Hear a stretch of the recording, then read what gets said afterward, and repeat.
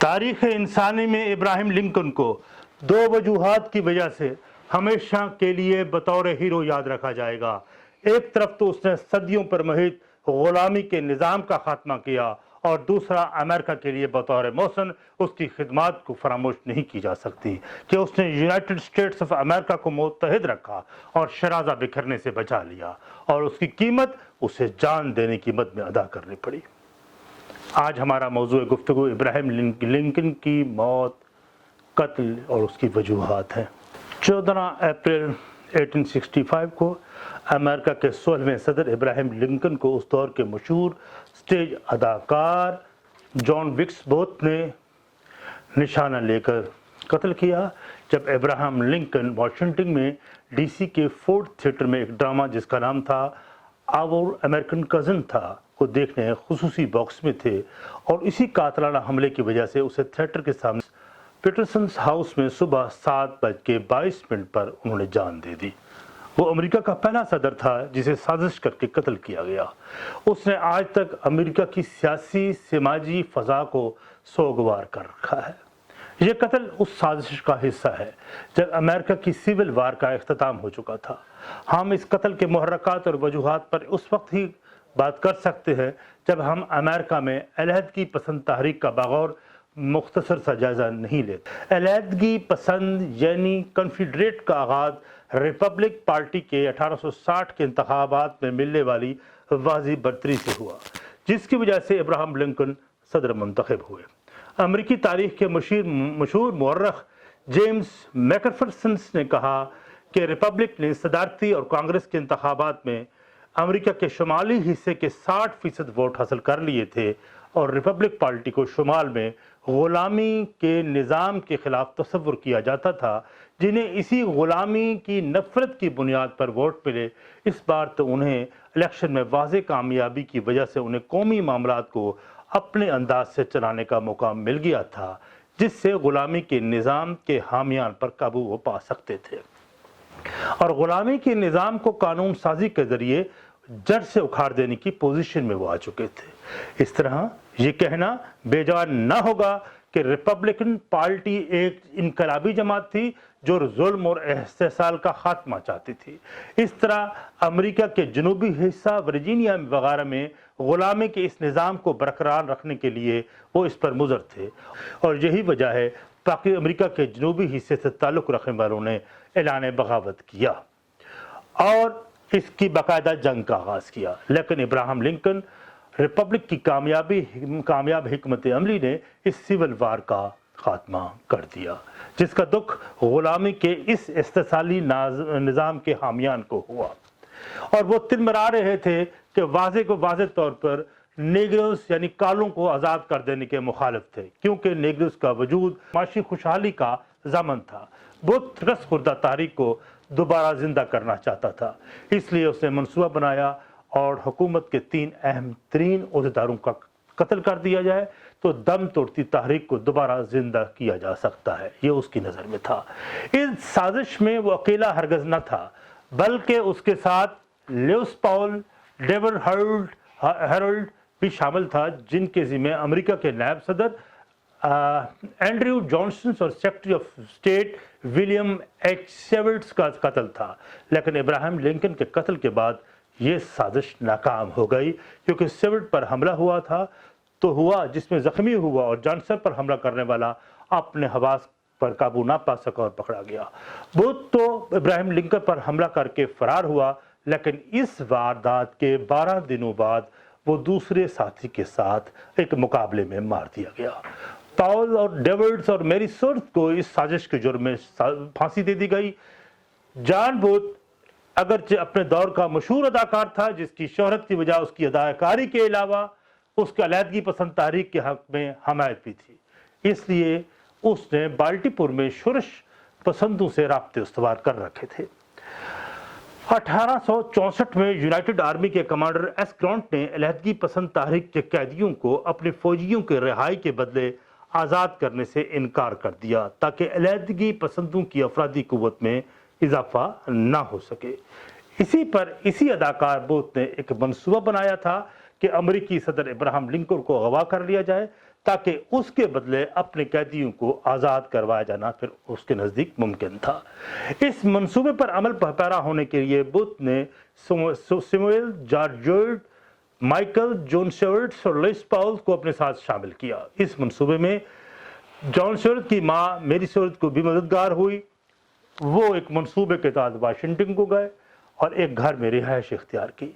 ابراہیم لنکن اگرچہ بوتھ سے شناسائی نہ تھی، لیکن ابراہیم نے اسے فورڈ تھیٹر، جو سب سے مشہور تھیٹر تھا واشنگٹن میں اداکاری کرتے، اس کو دیکھ رکھا تھا۔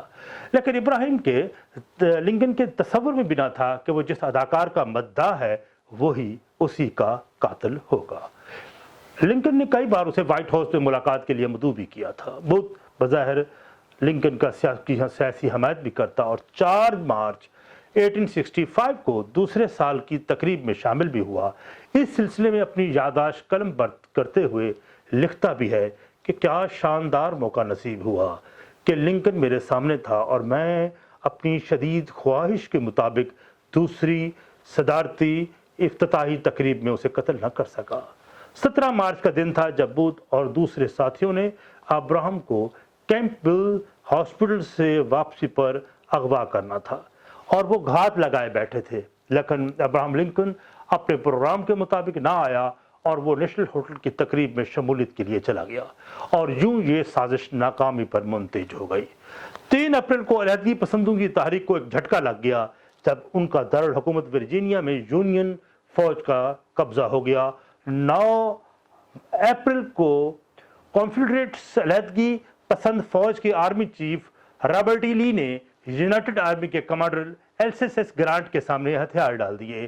علیحدگی پسندوں یعنی کنفیڈریٹ کے صدر جیفرسن ڈیوس اور دوسرے ساتھیوں نے راہ فرار اختیار کیا۔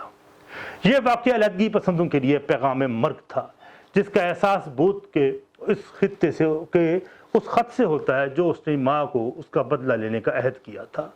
سب سے پہلے بوتھ نے لیوس کو کہا کہ وہ لنکن کو گولی مارے، لیکن وہ اس کی پہنچ چونکہ ابراہم تک نہ تھی، لیکن وہ ایک اچھا شوٹر بھی تھا کیونکہ اس نے کنفیڈریٹ کی آرمی میں خدمات سر انجام دے رکھی تھی، لیکن وہ اس پر رضامند نہ ہوا کیونکہ اسے وہاں ہجوم کا خطرہ تھا۔ اس لیے اس نے اس کام کو اس نے خود ہی تہیہ کر لیا کہ میں اس کا کام کو کرے گا، اور اس نے کہا خدا کی قسم یہ کام وہ اپنے ہاتھوں سے انجام دے گا۔ اور اس قتل سے 3 دن پہلے ابراہم لنکن کے ساتھ پھر ایک عجیب واقعہ پیش آیا، اور اس نے خواب دیکھا کہ وائٹ ہاؤس میں کفن میں لپٹی ایک لاش پڑی ہے، لوگ سوگوار اس کے گرد کھڑے ہیں۔ جب استفسار کیا جاتا ہے یہ مرنے والا کون ہے تو لوگوں نے بتایا یہ امریکی صدر کی لاش ہے جس کو قاتل نے گولی مار کر قتل کر دیا۔ تاہم لنکن نے یہی سمجھا یہ خواب کسی اور کے لیے تھا۔ گزشتہ کئی مہینوں سے ابراہم لنکن اداس تھا اور اس قتل کے دن ابراہم لنکن کے خلاف توقع خوش بھی تھا۔ اس کا احساس لوگوں کو دوران گفتگو بھی ہوا۔ 4 اپریل کو بوتھ نے رات گئے اپنی ماں کو خط لکھا کہ وہ جلدی میں ہے کیونکہ اس منصوبے پر عمل ہونے کو ہے۔ بوتھ ایک دن پہلے ہی معلوم ہوا تھا کہ امریکی صدر لنکن اپنی فیملی کے ساتھ فورڈ تھیٹر میں اس کا ڈرامہ آور امریکن کزن دیکھنے آ رہا ہے۔ اس موقع کی تو اسے عرصے سے تلاش تھی۔ اسی دن وہ اپنے دیگر ساتھیوں سے ملا، ان میں سے ایک لیوس پال کو سیکرٹری آف اسٹیٹ کے قتل کرنے کا کہا اور دوسرے ساتھی کو جارج کو نائب صدر امریکہ اینڈریو جانسنس کو قتل کر دینے کا کہا۔ بوتھ چونکہ فورڈ تھیٹر کا ایک شناسا اداکار تھا، اس کی تلاشی بھی نہ لی گئی کیونکہ سب کو معلوم تھا کہ اس کو صدر امریکہ کے ذاتی طور پر جانتا ہے، اس لیے وہ بڑی آسانی سے اپنے ہتھیار اندر لے گیا۔ اگرچہ اس وقت مسز میری لنکن کو سر میں درد کی شکایت پیدا ہوئی، لیکن لنکن کے اصرار پر وہ اس کے ساتھ چلی گئی۔ صدر امریکہ بما ساتھیوں کے کچھ تاخیر سے تھیٹر پہنچا جہاں ڈرامے کی ہیروئن نے اس کا استقبال کیا۔ انہیں ڈرامے کا ڈرافٹ اسکرپٹ پیش کیا۔ اس وقت ڈرامہ جاری تھا لیکن کچھ وقفے کے لیے پھر رک گیا۔ جب ابراہم لنکن ہال میں داخل ہوئے تو پورا مجمع جو 1700 افراد پہ تھا وہ کھڑا ہو گیا اور میوزک بینڈ آرکسٹرا نے دھن بجائی، hail to the chief. Lincoln نے اپنے لیے اس باکس میں جا کر ایک مخصوص کرسی پر بیٹھ گئے جو ان کے لیے پیش کی گئی۔ اس باکس میں جہاں صدر لنکن بیٹھا تھا اس کی حفاظت کے لیے جان فریڈرک ایک پولیس والا تعینات تھا۔ بوتھ بغیر کسی رکاوٹ کے باکس میں داخل ہوا۔ یہ وقت تقریباً 10:15 رات کا تھا اور بوتھ کو علم تھا کہ ڈرامے کا ایک سین جہاں ایک اداکار ہیلری ہاک نے زوردار کہکا بلند کرنا تھا اور جملہ ادا کرنا تھا Well, I guess I old girl, you skilled Joyce, old man trap no enough to turn you inside out. اور اس جملے پر لنکن بھی خوب ہنسا اور بالکل یہی وقت تھا کہ بوتھ باکس میں داخل ہوا. اس نے لنکن کے پیچھے سے فائر کر دیا. گولی کھوپڑی میں سے گزر گئی. لنکن اپنی کرسی سے گر گیا اور پیچھے کی طرف لڑک گیا. قاتل بوتھ نے آواز بلند کی اور فریڈم کہا. ساتھ کھڑے رت بول نے قاتل بوتھ پر جمپ کیا, اسے دبوچنے کی کوشش کی, جس سے قاتل کے ہاتھ سے پستول گر گیا اور اس نے خنجر نکال کیا اور رت بون کے بازو پر وار کر کے زخمی کیا. گیلری سے چھلانگ لگا دی اور نعرہ بلند کیا, جنوب کا بدلہ لے لیا گیا, جنوب آزاد ہو گیا اور میں نے یہ کر دیا. اس وقت حال میں موجود ایک نوجوان آرمی سرجن چارلس لیلی نے باکس کی طرف لپکا. دروازہ بڑی مشکل سے کھول کر اندر گیا تو دیکھا لنکن کا سر میری نے تھام رکھا ہے اور وہ سسک رہی تھی. لنکن کی حالت خراب تھی, گہری سانسیں لینے کی کوشش کر رہا تھا. سرجن نے اسے فرش پر منتقل کیا. وہیں ایک اور ڈاکٹر نے فیصلہ کیا کہ لنکن کو 10ویں اسٹریٹ کے ایک گھر میں منتقل کیا جائے. اس طرح 7 افراد نے لنکن کو اٹھا کر آہستہ آہستہ ہال سے باہر لائے, جہاں ایک کمرے میں بیڈ پر لٹا دیا. مسز لنکن نے ان کے کپڑے کاٹ دیے تاکہ دیکھا جائے کہیں اور زخم تو نہیں. اسی اثنا میں مزید سرجنز بھی وہاں پہنچ گئے اور سر کا معائنہ کیا, جہاں ایک رائٹ سائڈ پر زخم سے خون رس رہا تھا. لنکن آہستہ آہستہ موت کی طرف بڑھ رہا تھا. اس کو سانس لینے میں دشواری ہو رہی تھی. اس کی ایک آنکھ پر سوجن آنا شروع ہو گئی تھی. دایاں طرف کا چہرہ رنگ بدل چکا تھا. اب چونکہ ڈاکٹر مایوس ہو چکے تھے, اس کی بیوی کو اجازت دی گئی کہ وہ اس کے ساتھ آ جائے, جہاں اس کی بیوی نے اس کے ہاتھ پاؤں پر بوسے لینا شروع کر دیے اور اس کو اسی نام سے پکارنے لگی جو عمومی طور پر وہ پیار سے نام لیتی تھی. لنکن نے 7:22 صبح زندگی کی آخری سانس لی اور جان دے دی. مرتے ہوئے لنکن کا چہرہ پرسکون تھا. اس کی سیکرٹری جان مے نے اپنی یادداشت میں لکھا, ایک ناقابل بیان سکون لنکن کے چہرے سے عیاں تھا. آنے والی نسلوں کا وہ محسن تھا. لنکن کی موت کے بعد نائب صدر جانسن امریکہ کا 17واں صدر منتخب ہوا گیا. بہت شکریہ. آج کا یہ ہماری گفتگو تمام ہوئی. السلام علیکم.